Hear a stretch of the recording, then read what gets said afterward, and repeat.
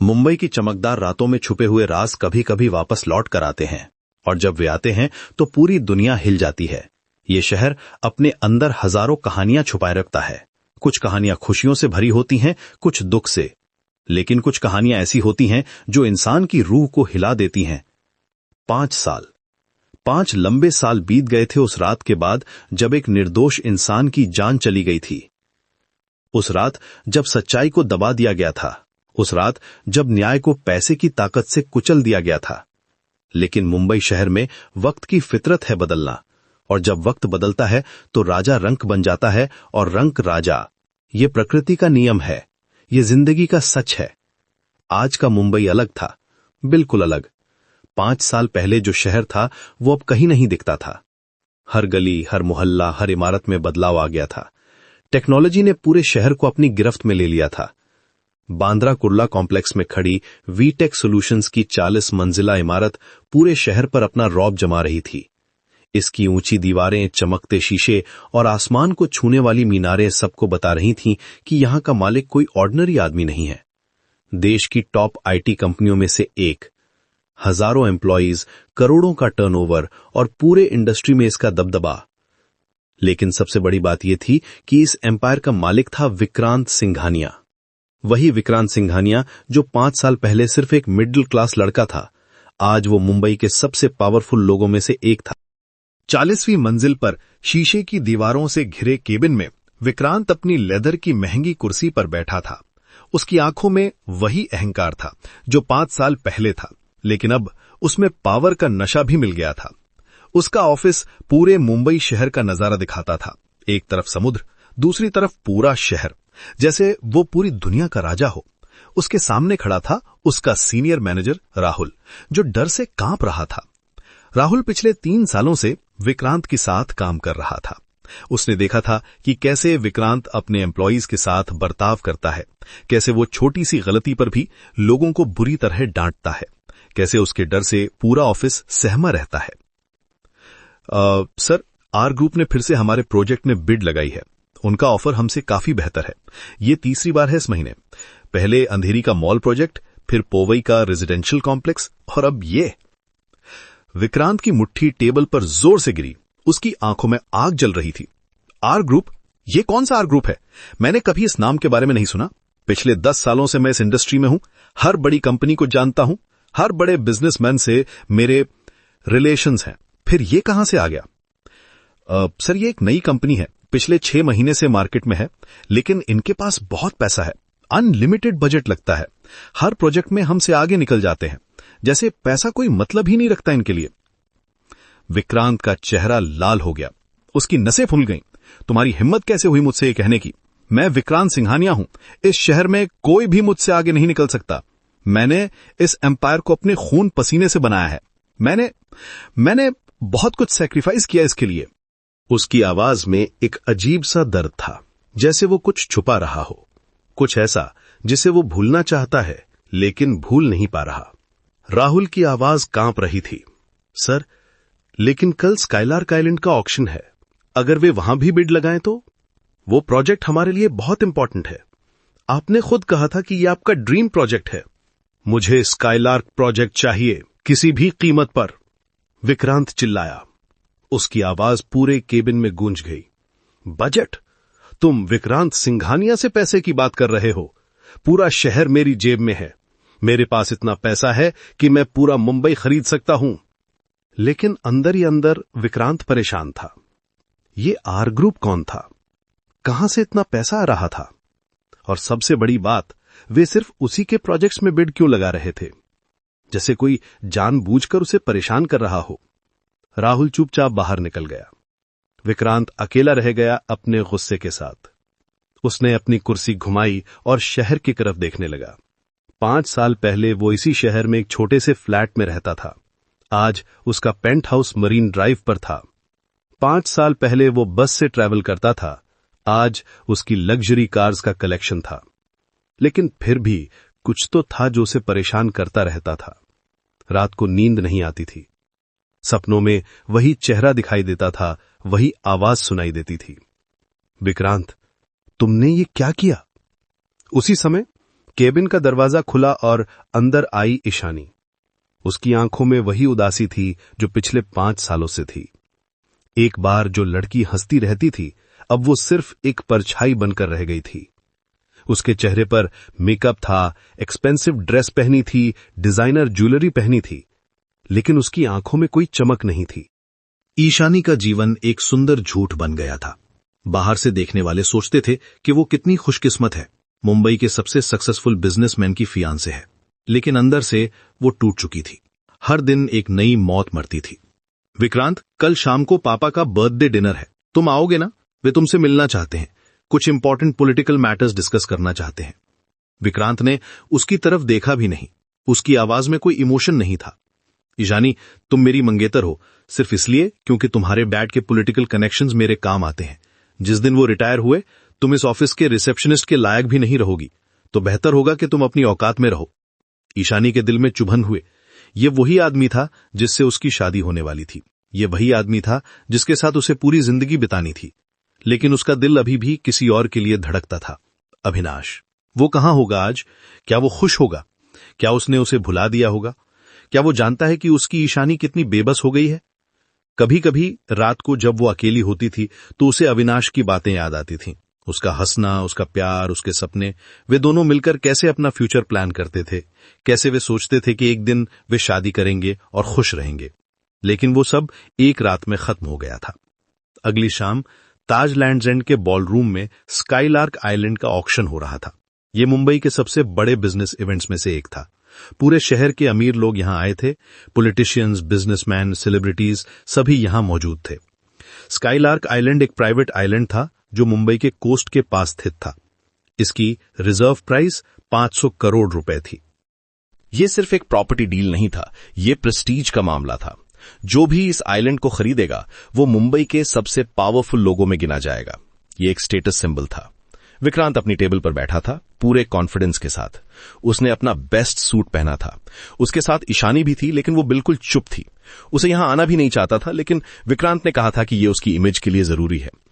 Hall में मुंबई के सबसे अमीर लोग मौजूद थे। अंबानी फैमिली के रिप्रेजेंटेटिव्स, टाटा ग्रुप के लोग और भी कई बड़े बिजनेस हाउसेस के ओनर्स। लेकिन सभी की नजरें विक्रांत पर थीं। सभी जानते थे कि वो इस आइलैंड को जरूर खरीदेगा। ऑक्शनियर ने अनाउंस किया, लेडीज एंड जेंटलमैन, आज हम यहां स्काईलार्क आइलैंड का ऑक्शन कर रहे हैं। यह मुंबई के सबसे खूबसूरत लोकेशंस में से एक है। बिडिंग शुरू होती है 500 करोड़ से। कुछ लोगों ने हाथ उठाए। प्राइस बढ़ती गई, 550, 600। हर बिड के साथ टेंशन बढ़ता जा रहा था। विक्रांत ने अपना हाथ उठाया। 600 करोड़। उसकी आवाज में पूरा कॉन्फिडेंस था, जैसे वो कह रहा हो कि यह आइलैंड उसका है। कुछ देर बाद 800 करोड़। विक्रांत फिर से बोला। अब कई लोग हार मान चुके थे। इतनी बड़ी अमाउंट सभी के बस की बात नहीं थी। अब हॉल में सिर्फ 2-3 लोग बचे थे। विक्रांत मुस्कुरा रहा था।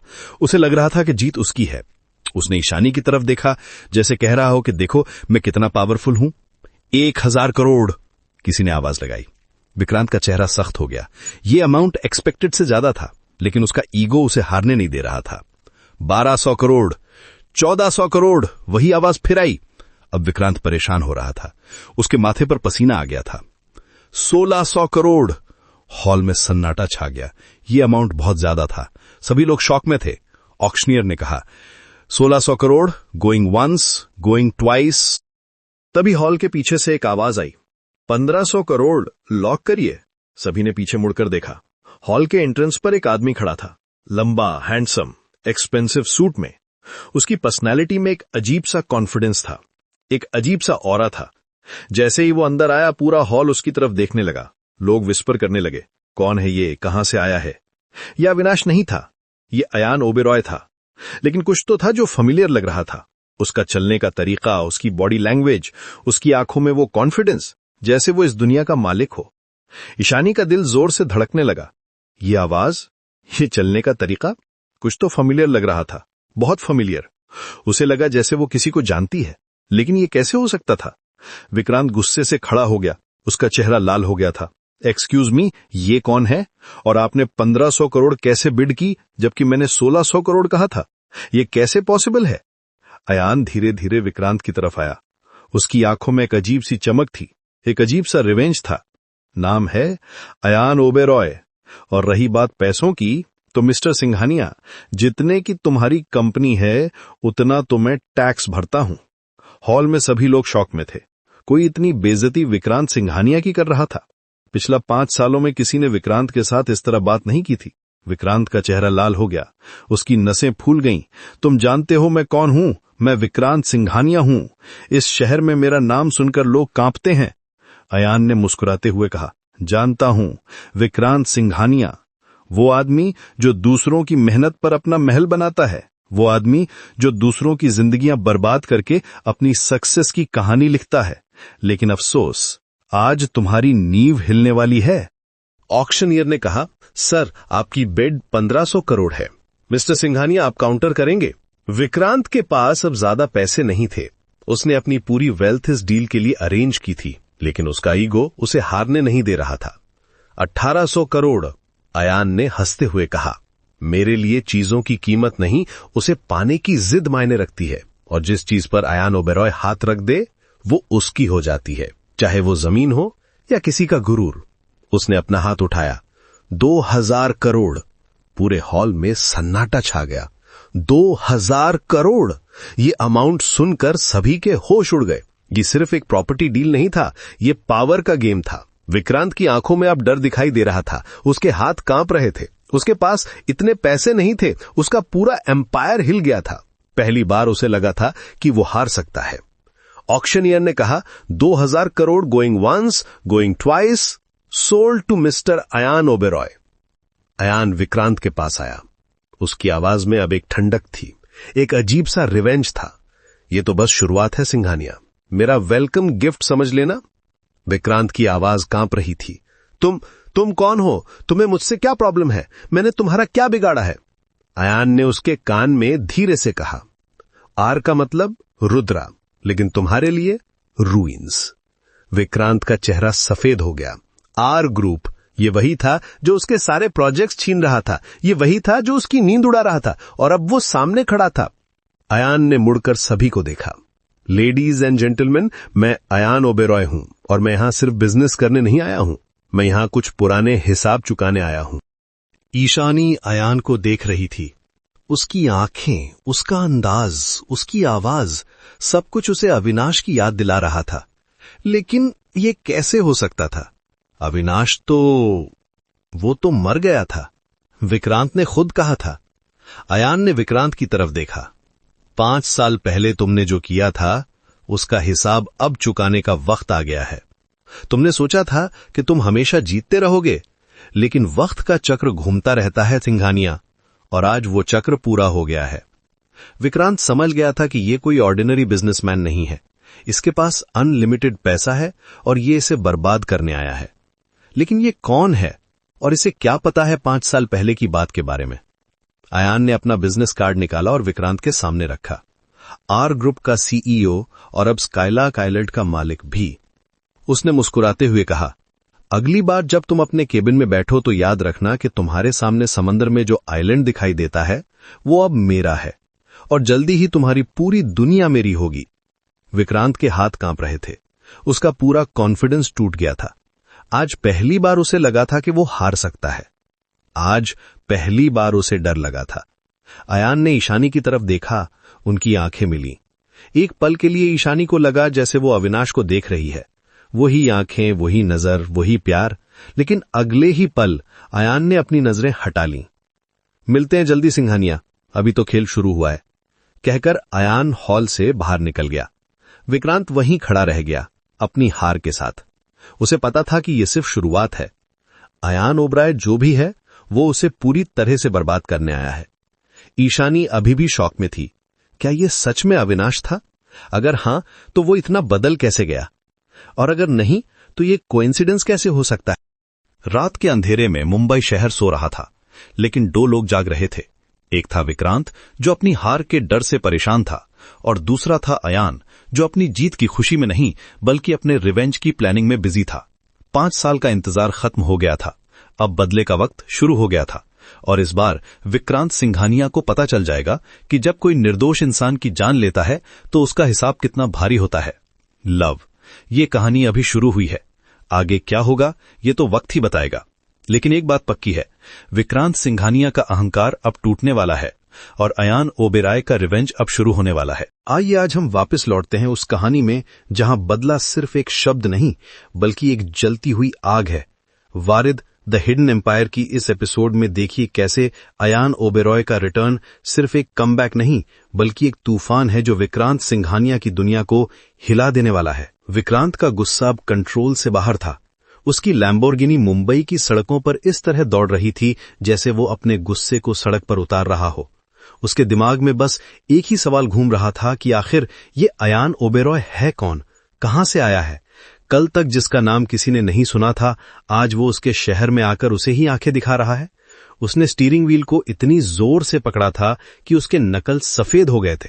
2000 करोड़ रुपए एक झटके में, और वो भी किसी अननोन बिजनेसमैन के हाथों। विक्रांत सिंघानिया, जो मुंबई के रियल एस्टेट मार्केट का राजा माना जाता था, आज किसी अजनबी के सामने हार गया था। उसका फोन बार बार बज रहा था। स्क्रीन पर दीवान सर का नाम चमक रहा था। विक्रांत ने गुस्से में फोन उठाया। क्या है दीवान जी? सर, बुरी खबर है, वीटेक के शेयर्स 10% गिर गए हैं। मार्केट में अफवाह फैल गई है कि आपको ऑक्शन में हराने वाला बिजनेसमैन कोई बहुत बड़ा प्लेयर है। इन्वेस्टर्स पैनिक कर रहे हैं। कुछ बड़े शेयर होल्डर्स ने इमरजेंसी मीटिंग की डिमांड की है। विक्रांत का गुस्सा और भड़क गया। पैनिक? मेरी कंपनी में पैनिक? दीवान जी, मैं पिछले 20 साल से ये बिजनेस चला रहा हूं। एक ऑक्शन की हार से कुछ नहीं होता। लेकिन सर, ये कोई ऑर्डिनरी ऑक्शन नहीं था। स्काईलार्क आइलैंड पर आपका कंप्लीट प्लान था। वो लग्जरी रिजॉर्ट प्रोजेक्ट, वो फॉरेन इन्वेस्टमेंट, सब कुछ इसी डील पर डिपेंड करता था। अब इन्वेस्टर्स को लग रहा है कि वीटेक की स्ट्रैटेजी में कोई बड़ी कमी है। विक्रांत ने फोन को डैशबोर्ड पर पटक दिया। उसकी सारी मेहनत, सारी प्लानिंग, सब कुछ एक दिन में बर्बाद हो गया था। लेकिन अभी तक वो नहीं जानता था कि ये सिर्फ शुरुआत थी। दूसरी तरफ वीटेक सॉल्यूशंस के ऑफिस में ईशानी अभी भी उस आवाज के बारे में सोच रही थी। वो आवाज, वो खुशबू, वो प्रेजेंस, सब कुछ उसे अविनाश की याद दिला रहा था। लेकिन ये कैसे हो सकता था? अविनाश तो 5 साल पहले ही मर गया था। उसने खुद उसकी डेड बॉडी देखी थी। वो अपनी चेयर में बैठकर सोच रही थी, नहीं, अविनाश इतना अमीर, इतना रूड कभी नहीं हो सकता। ये उसका वहम था। अविनाश तो हमेशा जेंटल था, केयरिंग था। आज जो आदमी ऑक्शन में आया था वो तो बिल्कुल अलग था, कोल्ड, एरोगेंट और रूथलेस। ईशानी ने अपनी आईज बंद की और अविनाश की मेमोरीज को वापस लाने की कोशिश की। वो कैसे हंसता था, कैसे उसके साथ बात करता था। वो तो हमेशा उसकी हर छोटी बात सुनता था, उसकी हर प्रॉब्लम को अपनी प्रॉब्लम समझता था। आज का ये आदमी तो बिल्कुल ऑपोजिट था। उसमें कोई वार्मथ नहीं थी, कोई इमोशन नहीं था। फिर भी उसका दिल कह रहा था कि कुछ तो गड़बड़ है।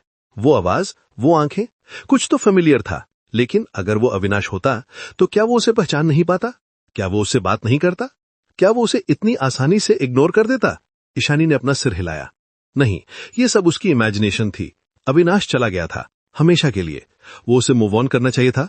विक्रांत के साथ उसकी एंगेजमेंट भी तो होने वाली थी। लेकिन उसी समय मुंबई के सबसे एक्सपेंसिव एरिया में एक ग्लास टावर के टॉप फ्लोर पर अयान ओबेरॉय अपने कमांड सेंटर में बैठा था।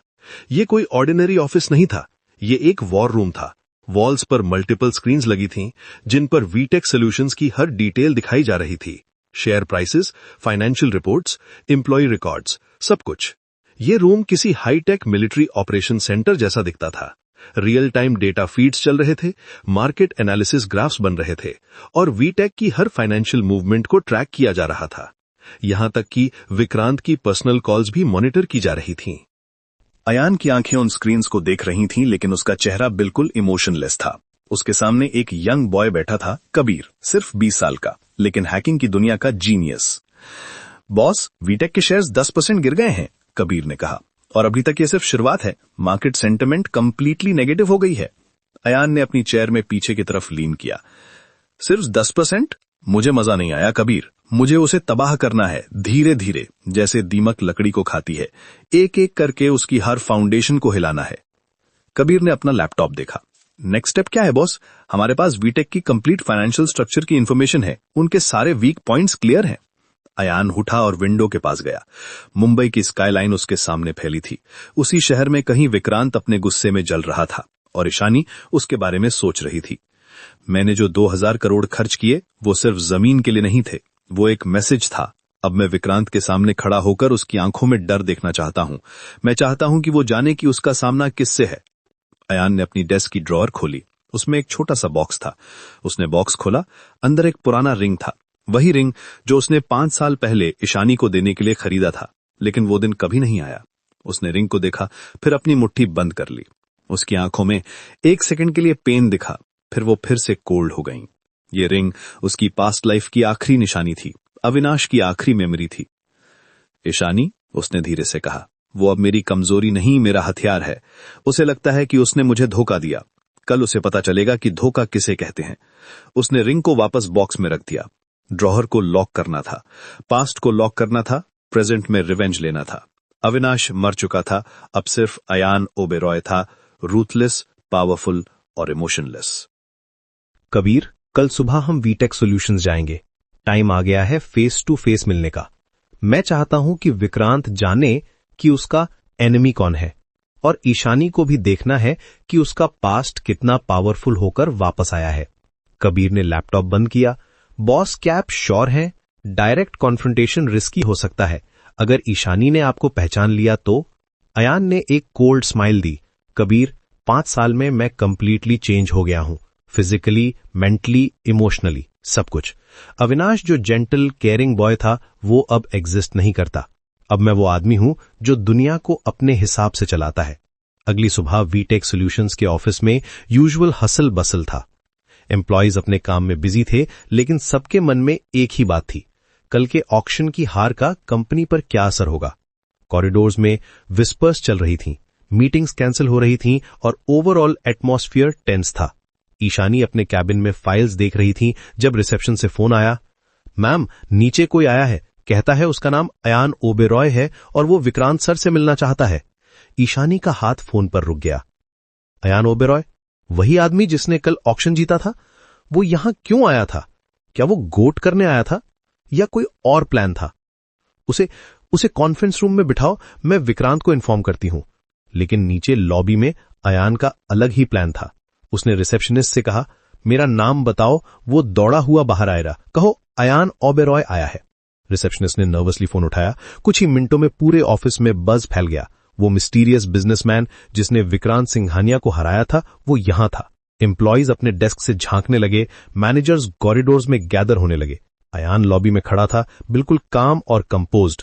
उसका ब्लैक सूट परफेक्टली टेलर्ड था, उसकी पर्सनालिटी कमांडिंग थी, लेकिन उसकी आंखों में एक अजीब सा इमोशन था, जैसे वो इस जगह को पहचान रहा हो। ये वही जगह थी जहां 5 साल पहले अविनाश को ह्यूमिलिएट किया गया था। वही लॉबी जहां सिक्योरिटी गार्ड्स ने उसे बाहर फेंका था। वही रिसेप्शन डेस्क जहां उसे बताया गया था कि वो ईशानी से मिलने के लायक नहीं है। आज वो वापस आया था, लेकिन एक अलग आइडेंटिटी के साथ। एलिवेटर का डोर खुला और ईशानी बाहर निकली। जैसे ही उसकी नजर अयान पर पड़ी, उसके कदम रुक गए।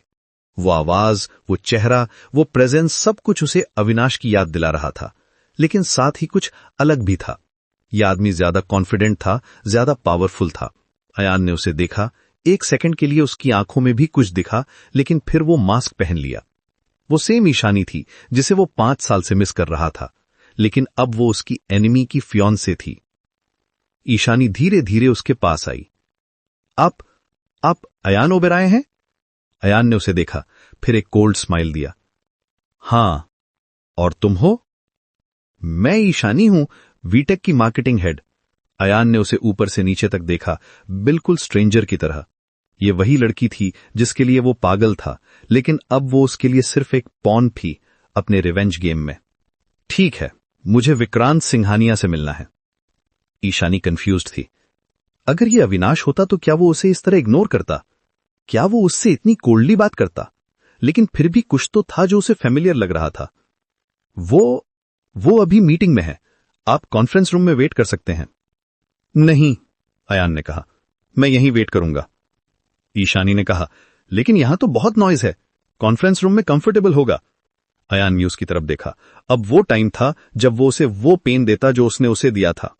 मेरा सूट तुम्हारी साल भर की सैलरी से महंगा है, मुझे कंफर्ट की जरूरत नहीं। ईशानी को लगा जैसे किसी ने उसे थप्पड़ मारा हो। यह इंसल्ट बिल्कुल अनएक्सपेक्टेड था। अविनाश कभी भी इस तरह बात नहीं करता था। वो तो हमेशा उसकी रिस्पेक्ट करता था। एक्सक्यूज मी, उसने कहा। अयान ने शोल्डर्स श्रक किए। साफ दिखाई दे रहा है, शायद तुम्हें आदत है चीजों को ना देखने की या देखकर अनदेखा करने की। ये लाइन ईशानी के दिल में तीर की तरह लगी। उसे लगा जैसे वो कुछ और कह रहा हो, कुछ डीपर मीनिंग हो, जैसे वो उसके पास्ट के बारे में कुछ जानता हो। उसी समय एलिवेटर का डोर फिर खुला और विक्रांत बाहर आया। उसका चेहरा गुस्से से लाल था। उसने सुना था कि अयान ओबेरॉय उसके ऑफिस में है। तो तुम हो अयान ओबेरॉय, उसने कहा। अयान ने स्लोली उसकी तरफ मुड़ा। ये वो मोमेंट था जिसका वो 5 साल से वेट कर रहा था। वही विक्रांत सिंघानिया जिसने उसकी लाइफ बर्बाद की थी, जिसने उसे ईशानी से दूर किया था। विक्रांत सिंघानिया, अयान ने कहा। फाइनली मिले।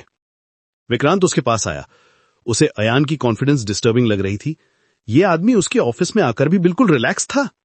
तुम्हारी हिम्मत कैसे हुई मेरे ऑफिस में आने की? अयान ने स्माइल किया। फिलहाल तो ये तुम्हारा ऑफिस है विक्रांत, लेकिन जिस रफ्तार से तुम बिजनेस में गलतियां कर रहे हो, बहुत जल्द ये बैंक का होने वाला है। विक्रांत का गुस्सा और बढ़ गया। तुम समझते क्या हो अपने आप को? मैं वो आदमी हूं जिसने तुम्हें कल हराया था, और आज मैं यहां एक ऑफर लेकर आया हूं। कैसा ऑफर? अयान ने अपना फोन निकाला और कुछ नंबर्स दिखाए। मैं तुम्हारी पूरी कंपनी खरीदना चाहता हूं। यह है मेरा ऑफर। विक्रांत ने नंबर्स देखे और हैरान रह गया। यह अमाउंट वीटेक की एक्चुअल वैल्यू से कम था, लेकिन करंट मार्केट सिचुएशन को देखते हुए रीजनेबल था। लेकिन यह भी एक इंसल्ट थी। तुम पागल हो गए हो? मैं अपनी कंपनी कभी नहीं बेचूंगा। अयान ने फोन वापस पॉकेट में रखा। सोच लो सिंघानिया, ऑफर आज शाम तक खुला है। उसके बाद मैं खरीदना बंद कर दूंगा और छीनना शुरू कर दूंगा। यह थ्रेट इतनी कामली दी गई थी कि विक्रांत को समझ नहीं आया कि रिएक्ट कैसे करे। यह आदमी कोई ऑर्डिनरी बिजनेसमैन नहीं था। इसमें कुछ अलग था, कुछ डेंजरस था। ईशानी ये सब सुन रही थी। उसका दिल तेजी से धड़क रहा था। यह आदमी कौन था? इसमें इतनी कॉन्फिडेंस कहां से आई थी? और सबसे बड़ी बात, यह विक्रांत के बारे में इतना क्यों जानता था? अयान ने विक्रांत की तरफ से मुंह फेरा और ईशानी की तरफ देखा। By the way, congratulations. किस बात के लिए? ईशानी ने पूछा। तुम्हारी एंगेजमेंट के लिए, विक्रांत के साथ। ईशानी शॉक्ड रह गई। उसकी एंगेजमेंट अभी ऑफिशियली अनाउंस भी नहीं हुई थी। यह आदमी कैसे जानता था? क्या यह उसकी पर्सनल लाइफ को स्पाई कर रहा था? अयान ने अपना हैंड आगे बढ़ाया। हैंडशेक? ईशानी ने हेजिटेंटली अपना हाथ बढ़ाया। जैसे ही उनके हाथ टच हुए, ईशानी को एक अजीब सा करंट लगा। वही फीलिंग जो उसे अविनाश के टच से आती थी, वही वार्मथ, वही कनेक्शन। उसने क्विकली अपना हाथ वापस खींचा और धीरे से विस्पर किया, अविनाश? अयान ने उसकी आंखों में देखा। 1 सेकंड के लिए उसका मास्क स्लिप हुआ, लेकिन फिर वो वापस कोल्ड हो गया। उसे लगा जैसे उसका दिल रुक गया हो। ईशानी ने उसे पहचान लिया था। मुझे नहीं पता तुम किस बारे में बात कर रही हो, उसने कहा। लेकिन ईशानी का दिल कह रहा था कि ये झूठ था। ये आदमी अविनाश था। लेकिन अगर वो अविनाश था तो वो इस तरह बिहेव क्यों कर रहा था? क्यों वो उसे इग्नोर कर रहा था? अयान ने विक्रांत की तरफ देखा। डिसीजन ले लो, टाइम रनिंग आउट है। वो एलिवेटर की तरफ बढ़ा। दूर खुलने से पहले उसने पीछे मुड़कर देखा। ईशानी, उसने कहा, कुछ चीजें वैसी नहीं होती जैसी दिखती हैं, और कुछ लोग वो नहीं होते जो वो प्रिटेंड करते हैं। ये कहकर वो एलिवेटर में चला गया, लीविंग बिहाइंड एक कंफ्यूज्ड ईशानी और एक फ्यूरियस विक्रांत। लव ये था द रिटर्न का पार्ट 2। अयान का गेम अब शुरू हुआ था। उसका रिवेंज प्लान मोशन में आ गया था। लेकिन क्या ईशानी सच जान पाएगी? क्या विक्रांत अयान के सामने टिक पाएगा? और सबसे बड़ा सवाल, अयान का अगला मूव क्या होगा? इस कहानी में अभी बहुत कुछ बाकी है। इमोशंस का खेल, रिवेंज का जाल और पास्ट के सीक्रेट्स जो धीरे धीरे खुलने वाले हैं। अयान ओबेरॉय सिर्फ वापस नहीं आया था, वो एक स्टॉर्म लेकर आया था जो सबकी जिंदगी बदल देने वाला था। लव, आज हम वापस लौटते हैं उस रात में जब विक्रांत सिंघानिया का अहंकार और अयान ओबेरॉय की वापसी के बीच एक ऐसी जंग शुरू हुई थी जिसने ईशानी की जिंदगी को हमेशा के लिए बदल दिया था। यह है वरिद the hidden empire, episode 2 the return का पार्ट 3, वो एक रात। अयान के जाने के बाद विक्रांत का केबिन एक तूफान का केंद्र बन गया था। उसकी आंखों में आग थी, हाथ कांप रही थे गुस्से से। पूरा ऑफिस एटमॉस्फेयर बदल गया था, जैसे कोई इनविजिबल स्टॉर्म आ गया हो। उसके एम्प्लॉयज कॉरिडोर में खड़े होकर नर्वसली विस्पर कर रहे थे। किसी की हिम्मत नहीं थी कि वो उसके केबिन के पास भी जाए। वो अपनी मेज पर रखा क्रिस्टल पेपर वेट उठाकर दीवार पर दे मारा। कांच के टुकड़े बिखर गए फर्श पर, बिल्कुल उसी तरह जैसे उसका अहंकार बिखरा था अयान के सामने। वो पेपरवेट उसके दादाजी का था, एक फैमिली एयरलूम जो वीटेक की पहली डील की याद में बनवाया गया था।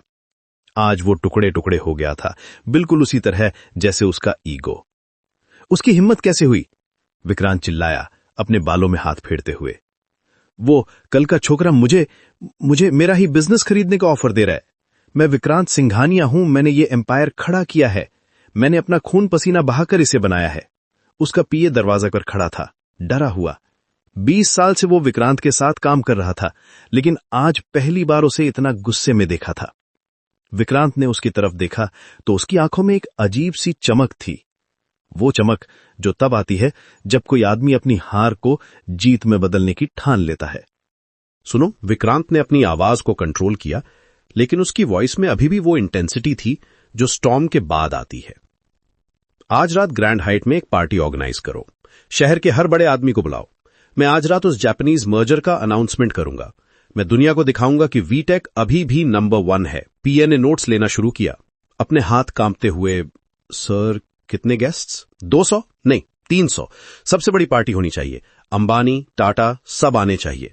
मीडिया को भी बुलाओ, टाइम्स नाउ, सीएनबीसी, सबको।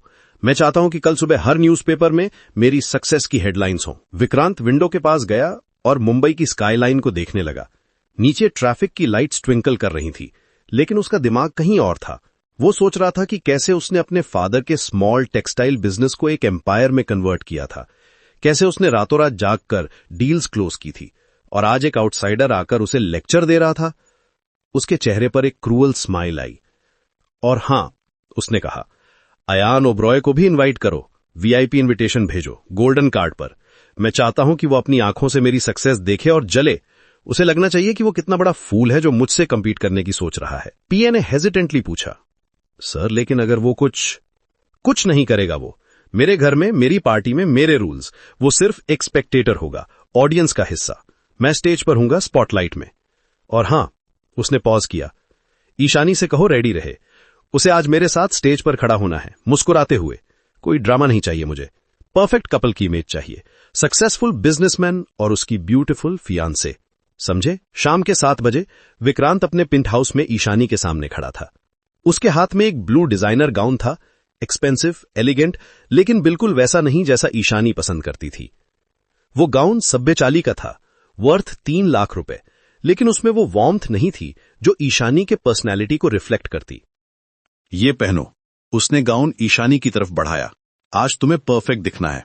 मीडिया होगी, फोटोग्राफर्स होंगे। मैं नहीं चाहता कि कोई भी गलत मैसेज जाए। तुम मेरी इमेज का हिस्सा हो ईशानी, समझी? ईशानी ने गाउन को देखा। ब्लू कलर उसे कभी पसंद नहीं था। उसे याद आया कि कैसे कॉलेज में अविनाश हमेशा कहता था कि ब्लू कलर उसे डल लगता है। तुम वाइब्रेंट हो ईशानी, वो कहता था। तुम्हारे लिए ब्राइट कलर्स हैं, रेड, ऑरेंज, येलो, तुम्हारी एनर्जी को मैच करने वाले कलर्स। उसका दिल रेड के लिए तड़पता था, वो कलर जो उसकी पर्सनैलिटी को रिफ्लेक्ट करता था, जो उसे कॉन्फिडेंट फील कराता था। लेकिन आज उसकी चॉइस नहीं थी। आज वो सिर्फ एक प्रॉप था विक्रांत की सक्सेस स्टोरी में। ठीक है, उसने धीमी आवाज में कहा, अपनी आंखों को डाउन करते हुए। विक्रांत उसके पास आया और उसकी चिन उठाकर उसकी आंखों में देखा। उसकी ग्रिप फर्म थी, पॉजेसिव। ईशानी, आज बहुत इंपॉर्टेंट रात है मेरे लिए। मैं चाहता हूं कि तुम मेरे साथ खड़ी रहो हर सिचुएशन में। कोई क्वेश्चंस नहीं, कोई ड्रामा नहीं, बस स्माइल करो और सपोर्टिव वाइफ टू बी की तरह बिहेव करो, समझी? ईशानी ने सिर हिलाया। उसे पता था कि यह सिर्फ एक रिक्वेस्ट नहीं थी, ये एक कमांड था, एक इंस्ट्रक्शन मैनुअल था कि उसे कैसे बिहेव करना है, कैसे रिएक्ट करना है, कैसे एग्जिस्ट करना है। रात के 9 बजे ग्रैंड हायट का बॉलरूम एक फेरी टेल की तरह सजा हुआ था। ये मुंबई का सबसे प्रेस्टीजियस वेन्यू था, जहां सिर्फ एलीट क्लास की इवेंट्स होती थी। क्रिस्टल शैंडलियर से लाइट पड़ रही थी, व्हाइट रोजेज और गोल्डन डेकोरेशन से पूरा हॉल भरा हुआ था। हर कॉर्नर में एक्सपेंसिव फ्लावर अरेंजमेंट्स थे। टेबल्स पर फाइनेस्ट चाइना और क्रिस्टल ग्लासेस रखे हुए थे। मुंबई के सबसे पावरफुल लोग वहां मौजूद थे। Business tycoons, politicians, celebrities. Mukesh Ambani का रिप्रेजेंटेटिव था, टाटा ग्रुप के सीनियर एग्जीक्यूटिव्स, बॉलीवुड के ए लिस्ट सेलिब्रिटीज। सबके चेहरे पर आर्टिफिशियल स्माइल्स थीं, हाथों में शैंपेन ग्लासेस। ये सिर्फ एक पार्टी नहीं थी, ये पावर का डेमोन्स्ट्रेशन था, इन्फ्लुएंस का शोकेस था। विक्रांत ब्लैक टक्सीडो में स्टेज के पास खड़ा था, ईशानी उसके बगल में। वो ब्लू गाउन में स्टनिंग लग रही थी, लेकिन उसकी आंखों में वो स्पार्कल नहीं था जो पहले होती थी। उसकी स्माइल फोर्स लग रही थी, जैसे कोई मास्क पहना हो। वो सिर्फ फिजिकली प्रेजेंट थी, मेंटली वो कहीं और थी। वेटर्स डॉम पेरिनियन शैंपेन सर्व कर रहे थे, वर्थ 5,000 रुपए पर bottle. Live orchestra classical music बजा रहा था। हर डिटेल परफेक्ट था, हर एलिमेंट केयरफुली प्लान था। विक्रांत ने कोई एक्सपेंस स्पेयर नहीं किया था। लेडीज एंड जेंटलमैन, विक्रांत ने माइक्रोफोन में कहा, आज की रात वीटेक के लिए एक हिस्टोरिक रात है। हमारा जापानीज पार्टनरशिप। अचानक बॉलरूम के मेन एंट्रेंस पर कमोशन हुई। सिक्योरिटी गार्ड्स अलर्ट हो गए, फोटोग्राफर्स की कैमरास फ्लैश करने लगी, सारी लाइट्स वहां फोकस हो गईं। अयान ओबेरॉय अंदर आ रहा था। वो ब्लैक सूट में था, लेकिन उसका कॉन्फिडेंस, उसका ऑरा कुछ अलग था। उसके साथ कोई एंटोराज नहीं था, कोई बॉडीगार्ड्स नहीं थे। वो अकेला था, लेकिन उसकी प्रेजेंस इतनी पावरफुल थी कि पूरे हॉल की एनर्जी शिफ्ट हो गई। जैसे ही वो अंदर आया, कॉन्वर्सेशंस रुक गईं, लोग उसकी तरफ देखने लगे। अयान ओबेरॉय इज बैक, किसी ने कहा। द प्रोडिगल सन रिटर्न्स, कोई और चिल्लाया। ये तो वो बिलियनर है जो अमेरिका से आया है, एक बिजनेस टाइकून ने अपने कंपेनियन से कहा। मीडिया फोटोग्राफर्स उसके तरफ भागे। फ्लैश लाइट्स कंटिन्यूअसली चमक रही थी, टीवी कैमराज उसे फॉलो कर रहे थे। विक्रांत का केयरफुली ऑर्केस्ट्रेटेड इवेंट अचानक अयान का वेलकम पार्टी बन गया था। विक्रांत का चेहरा रेड हो गया। उसकी परफेक्ट प्लान्ड इवनिंग में अयान ने बिना कुछ किए ही सारा अटेंशन अपनी तरफ खींच लिया था। ये एग्जैक्टली वो सिनेरियो था जिससे वो बचना चाहता था। ईशानी ने भी अयान को देखा और उसके दिल की धड़कन तेज हो गई।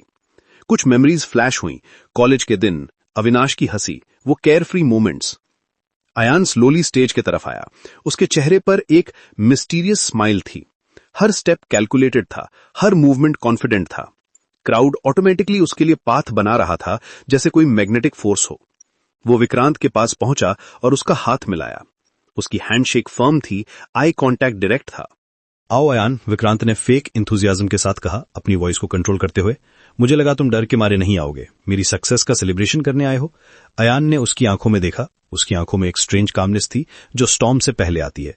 मैं तो बस ये देखने आया हूं कि डूबता हुआ सूरज आखिरी बार कितनी तेज चमकता है।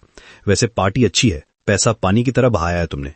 Dom Perignon, live orchestra, Grand Hyatt की बुकिंग, कम से कम 50 लाख तो खर्च किया होगा। वैसे भी अब तुम्हारे पास पैसा बहाने के लिए ज्यादा दिन नहीं बचे हैं। विक्रांत की मुट्ठियां भिंच गईं, उसकी जॉ टाइट हो गई, लेकिन वो सबके सामने अपना कंपोजर मेंटेन करना चाहता था। मीडिया कैमराज रोलिंग थे, गेस्ट सुन रहे थे। तुम्हारी इंफॉर्मेशन गलत है अयान, उसने टीथ के बीच से कहा। आज मैं अनाउंस कर रहा हूं जापानीज मर्जर यामामोटो इंडस्ट्रीज के साथ। वो डील जो एक्चुअली तुम्हारे डेट को कवर करने के लिए है, एक्सपेंशन के लिए नहीं। वो डील जिसमें तुम्हें अपनी 40% इक्विटी देनी पड़ेगी। इंटरेस्टिंग स्ट्रेटजी विक्रांत, सर्वाइवल को सक्सेस की तरह प्रेजेंट करना। हॉल में पिन ड्रॉप साइलेंस हो गई। सारे गेस्ट ध्यान से सुन रहे थे। बिजनेस कम्युनिटी में ऐसी इनसाइड इन्फॉर्मेशन रेयरली पब्लिक होती है। विक्रांत का चेहरा पेल हो गया। उसे समझ नहीं आ रहा था कि अयान को यह सब कैसे पता है। इसी टेंशन के बीच एक वेटर शैंपेन ग्लासेस का ट्रे लेकर उनके पास से गुजर रहा था। वो नर्वस था, शायद इस हाई प्रोफाइल कॉन्फ्रंटेशन को देखकर। अचानक उसका फुट कारपेट के एज पर स्लिप हो गया और ट्रे उसके हाथ से छूट गया। रेड वाइन का ग्लास सीधे ईशानी के ब्लू गाउन पर गिरा। ओ नो, वेटर चिल्लाया पैनिक में। ईशानी का expensive Sabyasachi gown red wine से स्टेन हो गया था। पूरा फ्रंट पोर्शन खराब हो गया था। Dark red stain blue fabric पर फैल गया था, जैसे कोई एब्स्ट्रैक्ट पेंटिंग हो। सारे गेस्ट्स उसकी तरफ देखने लगे। कुछ ने फोटोज भी खींचे। फ्लैश लाइट्स कॉन्टिन्यूअसली चमक रही थी। विक्रांत का गुस्सा 7वें आसमान पर पहुंच गया। पहले अयान का इंटरफीरेंस, अब ये एम्बैरेसमेंट। वो ईशानी के पास आया और उसके कान में विस्पर किया, लेकिन उसकी आवाज इतनी तेज थी कि आसपास के लोगों को सुनाई दे गई। क्या किया तुमने? देखकर नहीं चल सकती।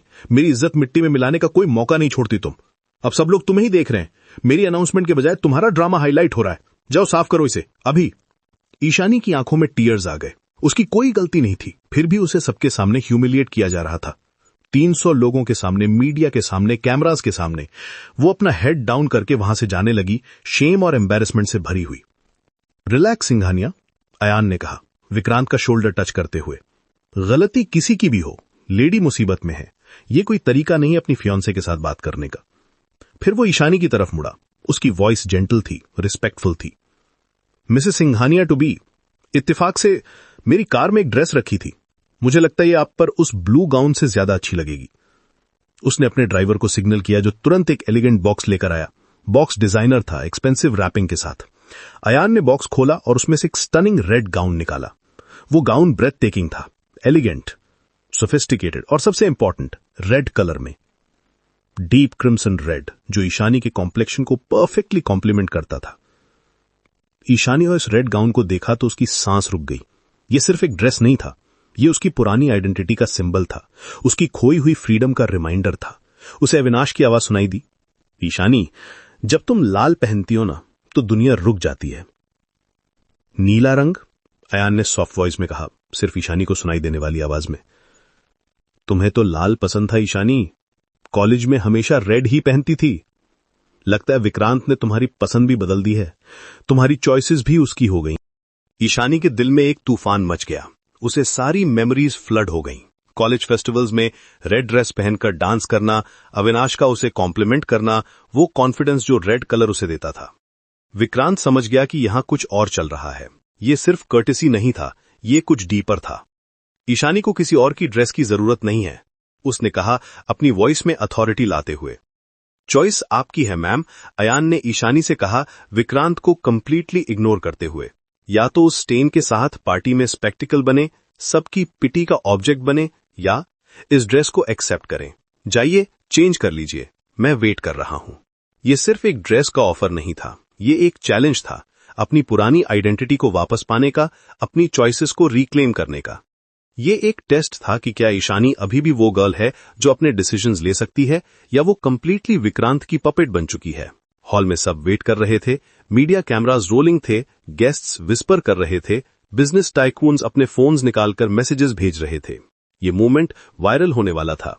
विक्रांत का चेहरा एंगर और हेल्पलेसनेस से भरा हुआ था। वो जानता था कि अगर ईशानी ने अयान का ऑफर एक्सेप्ट किया तो ये उसकी पब्लिक डिफीट होगी। ईशानी ने रेड गाउन को देखा, फिर विक्रांत को, फिर अयान को। उसके दिल में एक बैटल चल रही थी, safety vs freedom, compliance vs defiance, past vs present. अचानक उसने अयान की तरफ देखा और धीरे से कहा, थैंक यू। उसने रेड गाउन का बॉक्स ले लिया और चेंजिंग रूम की तरफ चल दी। हर स्टेप के साथ उसका कॉन्फिडेंस बढ़ता जा रहा था। गेस्ट्स के बीच से गुजरते हुए कैमरास के फ्लैश के बीच वो वॉक कर रही थी। ये सिर्फ एक ड्रेस चेंज नहीं था, ये एक ट्रांसफॉर्मेशन की शुरुआत थी। विक्रांत खड़ा रह गया, हेल्पलेस, अपनी परफेक्ट प्लान्ड इवनिंग को क्रम्बल होते देखते हुए। उसकी परफेक्ट स्क्रिप्ट डिसरप्टेड हो गई थी। अयान के चेहरे पर एक सैटिस्फाइड स्माइल थी। उसने पहला मूव खेला था और ये मूव बहुत इफेक्टिव था। जैसे ही ईशानी चेंजिंग रूम में गई, पूरे हॉल में एक एंटिसिपेशन का माहौल बन गया। कॉन्वर्सेशंस रुक गईं, सब उसका वेट कर रहे थे। सब जानते थे कि जब वो वापस आएगी तो कुछ बदल चुका होगा, कुछ ऐसा जो सिर्फ एक ड्रेस से कहीं ज्यादा इंपॉर्टेंट था। लव ये था वो मोमेंट जब ईशानी ने पहली बार अपनी चॉइस बनाई थी। रेड गाउन सिर्फ एक कपड़ा नहीं था, ये उसकी आजादी का पहला कदम था। लेकिन क्या होगा जब वो उस रेड ड्रेस में वापस आएगी? क्या विक्रांत इसे बर्दाश्त कर पाएगा? और अयान का अगला मूव क्या होगा? इन सवालों के जवाब मिलेंगे अगले पार्ट में, जब हम देखेंगे कि कैसे एक सिंपल ड्रेस चेंज पूरी इवनिंग की डायरेक्शन बदल देता है और कैसे ईशानी की ये छोटी सी डिफाइंस एक बड़े ट्रांसफॉर्मेशन की शुरुआत बन जाती है। वारिद, द हिडन एम्पायर का ये episode the return part 4 Shah और मात आपके लिए लेकर आया हूं लव। आज की कहानी में विक्रांत की बेइज्जती का बदला लेने की कोशिश है, लेकिन अयान ओबेरॉल के पास एक और चाल तैयार है। क्या विक्रांत अपनी खोई हुई इज्जत वापस पा सकेगा, या फिर अयान का खेल अभी भी जारी है? और सबसे बड़ा सवाल यह है कि क्या अयान को एहसास है कि उसके असली दुश्मन अभी भी छाया में छुपे हुए हैं, उसका इंतजार कर रहे हैं? मुंबई के सबसे महंगे होटल की बॉलरूम में रंग बिरंगी लाइटें चमक रही थीं। ये कोई साधारण होटल नहीं था, ये वो जगह थी जहां मुंबई के सबसे बड़े बिजनेस डील्स होते थे, जहां करोड़ों रुपए के फैसले लिए जाते थे। आज रात इसी जगह पर विक्रांत सिंघानिया अपनी पूरी ताकत दिखाना चाहता था। पिछले हफ्ते की बेइज्जती का घाव अभी भी ताजा था। वो रात जब अयान ने उसे सबके सामने नीचा दिखाया था, लेकिन आज वो सबको दिखाने वाला था कि विक्रांत सिंघानिया इतनी आसानी से हार नहीं मानता। उसने अपनी सबसे महंगी इटालियन सूट पहनी थी, एक ऐसी सूट जिसकी कीमत एक आम आदमी की साल भर की तनख्वाह के बराबर थी। उसके बाल परफेक्ट सेट किए गए थे, चेहरे पर वो मुस्कान थी जो कहती थी आज मैं जीतूंगा। उसकी आंखों में एक अजीब सी चमक थी, जैसे कोई शिकारी अपने शिकार को फंसाने से पहले दिखाता है। वो जानता था कि आज की रात उसकी जिंदगी का सबसे अहम मोड़ है, या तो वो अपनी खोई हुई इज्जत वापस पालेगा या फिर हमेशा के लिए हार मान लेगा। पार्टी हॉल में मुंबई के सबसे बड़े बिजनेसमैन मौजूद थे। यहां वो लोग थे जिनके पास अरबों रुपए की संपत्ति थी, जो एक इशारे में किसी की भी किस्मत बदल सकते थे। मीडिया के लोग भी आए थे, टेलीविजन चैनल्स के रिपोर्टर्स, अखबार के एडिटर्स और बिजनेस मैगजीन्स के जर्नलिस्ट्स। इन्वेस्टर्स भी मौजूद थे जो हमेशा नए अवसरों की तलाश में रहते थे। सबकी नजरें विक्रांत पर टिकी थीं। सब इंतजार कर रहे थे कि आखिर वो क्या बड़ी खबर देने वाला है। हॉल के एक कोने में अयान ओबेरॉय खड़ा था। वो बिल्कुल शांत लग रहा था, जैसे कोई तूफान से पहले की खामोशी हो।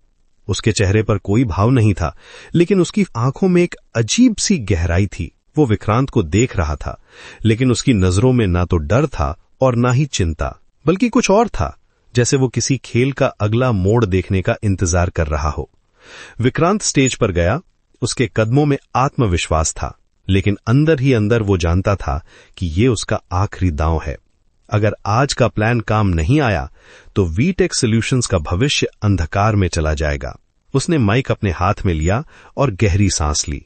हॉल में धीरे धीरे सन्नाटा छा गया। लेडीज एंड जेंटलमैन, प्लीज ध्यान दीजिए। विक्रांत की आवाज पूरे हॉल में गूंजी। उसकी आवाज में वो ताकत थी जो सिर्फ बड़े बिजनेसमैन की आवाज में होती है। आज की रात सिर्फ पार्टी करने के लिए नहीं है। आज वीटेक सॉल्यूशंस इतिहास रचने जा रहा है। लोगों ने तालियां बजाईं, लेकिन कुछ चेहरों पर शक के भाव भी दिखे। पिछले हफ्ते की घटना के बाद लोग विक्रांत के बारे में संदेह में थे। कई लोग सोच रहे थे कि क्या वाकई विक्रांत के पास कोई बड़ा प्लान है या फिर ये सिर्फ एक दिखावा है। विक्रांत ने अपनी बात जारी रखी। उसकी आवाज में अब और भी ज्यादा जोश था। दोस्तों, पिछले कुछ दिनों में कई लोगों ने सवाल उठाए हैं वीटेक के भविष्य को लेकर। कुछ लोगों ने हमारी क्षमताओं पर सवाल खड़े किए हैं, लेकिन आज मैं उन सभी सवालों का जवाब देने जा रहा हूं। हॉल में हलचल हुई। लोग एक दूसरे को देखने लगे। क्या वाकई विक्रांत के पास कोई बड़ा सरप्राइज था? मैं बड़े गर्व के साथ अनाउंस कर रहा हूं कि वीटेक ने जापान की सबसे बड़ी टेक कंपनी यामामोटो इंडस्ट्रीज के साथ एक ऐतिहासिक मर्जर फाइनल कर लिया है। विक्रांत की आवाज में विजय का भाव था। इस डील के बाद वीटेक एशिया की सबसे बड़ी कंपनी बन जाएगी। हॉल में सन्नाटा छा गया। ये वाकई बहुत बड़ी खबर थी। यामामोटो इंडस्ट्रीज जापान की सबसे पुरानी और सबसे बड़ी टेक कंपनी थी। ये कंपनी पिछले 50 सालों से टेक्नोलॉजी की दुनिया में राज कर रही थी। उनके पास दुनिया भर में हजारों पेटेंट्स थे। उनकी रिसर्च फैसिलिटीज दुनिया की सबसे एडवांस थीं। अगर ये मर्जर सच में हो जाता तो वीटेक रातों रात एशिया की सबसे बड़ी कंपनी बन जाती। फिर धीरे धीरे लोगों ने तालियां बजानी शुरू की। कुछ लोग हैरान थे, कुछ प्रभावित। मीडिया वाले अपने कैमरे और रिकॉर्डर्स तैयार करने लगे। ये वाकई ब्रेकिंग न्यूज थी। विक्रांत ने अपनी नजरें भीड़ में अयान को ढूंढी। अयान अभी भी उसी कोने में खड़ा था, बिल्कुल शांत। उसके चेहरे पर अभी भी कोई भाव नहीं था। विक्रांत को लगा कि शायद अयान हैरान हो गया है।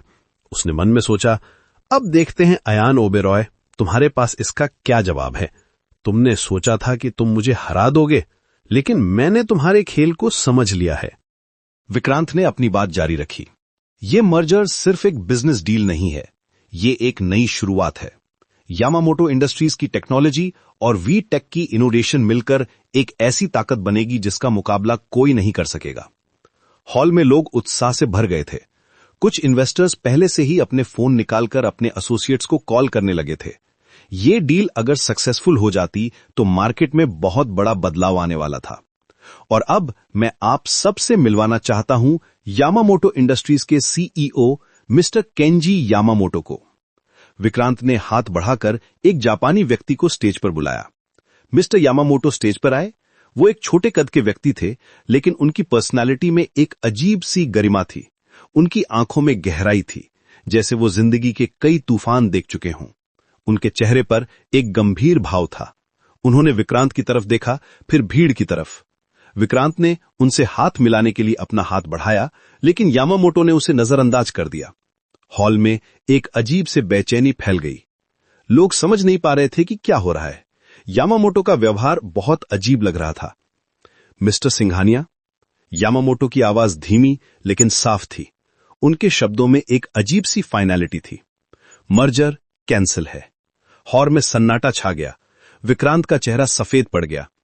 उसे लगा जैसे किसी ने उसे बिजली का झटका दिया हो। क्या? आप क्या बोल रहे हैं? हमने पेपर साइन किए हैं। आप ऐसे पीछे नहीं रट सकते। विक्रांत की आवाज में घबराहट साफ सुनाई दे रही थी। उसके हाथ कांप रहे थे। ये वो सिनारियो नहीं था जिसकी उसने कल्पना की थी। यामामोतो ने अपना सिर हिलाया।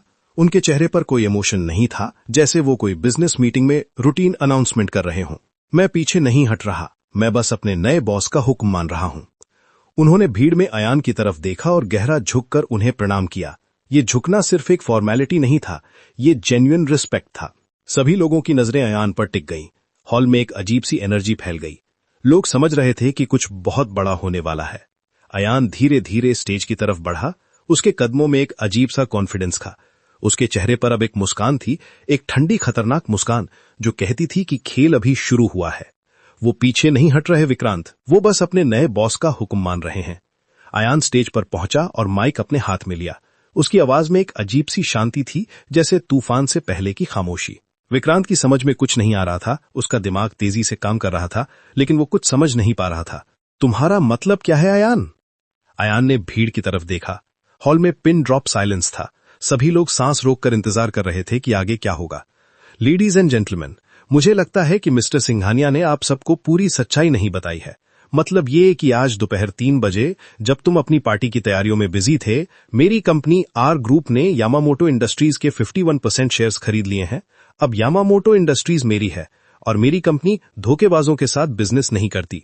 हॉल में हलचल मच गई। लोग एक दूसरे से फुसफुसाने लगे। कुछ लोगों के मुंह खुले रह गए। ये एक शॉकिंग रेवलेशन था। विक्रांत का चेहरा लाल हो गया। उसकी आंखों में गुस्सा और बेबसी दोनों दिख रहे थे। ये नहीं हो सकता, तुम झूठ बोल रहे हो। आयान ने अपने फोन से एक डॉक्यूमेंट खोला और स्क्रीन पर दिखाया। यह है आज दोपहर 3 बजे का share transfer document. R group अब यामामोटो इंडस्ट्रीज की मालिक है। डॉक्यूमेंट में साफ साफ लिखा था कि आर ग्रुप ने यामामोटो इंडस्ट्रीज के कंट्रोलिंग शेयर्स खरीद लिए हैं। ये लीगल था, ऑफिशियल था और पूरी तरह से वैलिड था। विक्रांत को लगा जैसे जमीन उसके पैरों तले से खिसक गई हो। उसके चेहरे से सारा रंग उड़ गया। इस मर्जर पर उसने अपनी कंपनी का सब कुछ दांव पर लगाया था। उसने लोन्स लिए थे, इन्वेस्टर्स को प्रॉमिस किए थे, एम्प्लॉयज को होप्स दिलाई थी। अगर ये मर्जर नहीं हुआ तो वीटेक सॉल्यूशंस दिवालिया हो जाएगी। उसके हजारों एम्प्लॉयज की नौकरी चली जाएगी। उसका पूरा बिजनेस एम्पायर ढह जाएगा। अयान ने विक्रांत के कान में धीरे से कहा, मैंने कहा था ना विक्रांत, आर का मतलब रूइंस, बर्बादी। ये तुम्हारी बर्बादी की पहली किश्त है। अभी तो पूरा कर्ज चुकाना बाकी है। विक्रांत के कानों में अयान के शब्द गूंज रहे थे। वो समझ गया था कि अयान ने यह सब पहले से प्लान किया था। ये कोई कोइंसिडेंस नहीं था। अयान ने डेलिबरेटली यामामोटो इंडस्ट्रीज को टारगेट किया था, क्योंकि वो जानता था कि विक्रांत इस मर्जर पर डिपेंड कर रहा है। अयान ने माइक में कहा, लेडीज एंड जेंटलमैन, पार्टी खत्म हुई। अब आप सब घर जा सकते हैं और मिस्टर सिंघानिया को अकेला छोड़ दीजिए। उन्हें रोने के लिए तन्हाई चाहिए होगी। ये स्टेटमेंट एक क्रूअल जोक की तरह था। अयान ने विक्रांत को सिर्फ बिजनेस में नहीं हराया था, बल्कि उसकी डिग्निटी भी छीन ली थी। लोग धीरे धीरे हॉल से निकलने लगे। कुछ लोग विक्रांत को देखकर सिर हिला रहे थे, कुछ सिंपैथी दिखा रहे थे, कुछ अयान से हाथ मिला रहे थे, उसकी ब्रिलियंट स्ट्रेटेजी की तारीफ कर रहे थे। मीडिया वाले अयान के इर्द गिर्द घूम रहे थे, सवाल पूछ रहे थे। वो जानते थे कि ये कल की हेडलाइंस होगी। विक्रांत अकेला स्टेज पर खड़ा था। उसकी आंखों में आंसू थे। 5 साल की मेहनत, सारे सपने, सब कुछ एक झटके में खत्म हो गया था। वो जानता था कि कल तक सारे अखबारों में उसकी बेइज्जती की खबर होगी। शेयर मार्केट में वीटेक के शेयर्स क्रैश हो जाएंगे, बैंक्स अपने लोन्स वापस मांगेंगे, एम्प्लॉयज रिजाइन करने लगेंगे। अयान होटल से बाहर निकला। मुंबई की रात की ठंडी हवा उसके चेहरे पर लग रही थी। उसके चेहरे पर संतुष्टि का भाव था। आखिरकार उसने विक्रांत को वो सबक सिखा दिया था जिसका वो हकदार था। लेकिन ये तो सिर्फ शुरुआत थी। अभी और भी लोग थे जिनसे हिसाब चुकाना बाकी था। वो अपनी कार में बैठा। ये एक लग्जरी कार थी जिसकी कीमत करोड़ों में थी, लेकिन अयान के लिए ये सिर्फ ट्रांसपोर्टेशन का साधन था। उसका दिमाग अभी भी बिजनेस स्ट्रैटेजीज पर फोकस्ड था। वो घर की तरफ निकला। मुंबई की सड़कों पर ट्रैफिक कम थी। रास्ते में उसका फोन बजा। नंबर अनजान था। उसने फोन उठाया। हेलो। दूसरी तरफ से एक आवाज आई, गहरी डरावनी आवाज। ये कोई नॉर्मल कॉल नहीं था। इस आवाज में एक अजीब सी थ्रेट थी। बधाई हो कुंवर रुद्र प्रताप सिंह रायचंद। अयान का खून सूख गया। उसके हाथों से स्टीयरिंग व्हील छूटते छूटते बचा। पिछले 5 सालों में सिर्फ दीवान जी ने उसे इस नाम से बुलाया था। ये आवाज किसकी थी? कौन जानता था उसका असली नाम? तुम कौन हो? अयान ने कांपती आवाज में पूछा। उसका कॉन्फिडेंस अचानक से हिल गया था। अरे इतनी जल्दी भूल गए? आवाज में क्रूअल लाफ्टर था। तुम्हारा वो अतीत जिसे तुम जलाकर आए हो? तुमने सोचा विक्रांत को हराकर तुम जीत गए? असली खेल तो अब शुरू हुआ है बच्चे। रायचंद का खून आज भी हमारे हाथों पर ताजा है और अगली बारी तुम्हारी है। फोन कट गया। अयान की सांस तेज हो गई। उसके हाथ कांप रहे थे। वो जानता था कि यह दिन आएगा।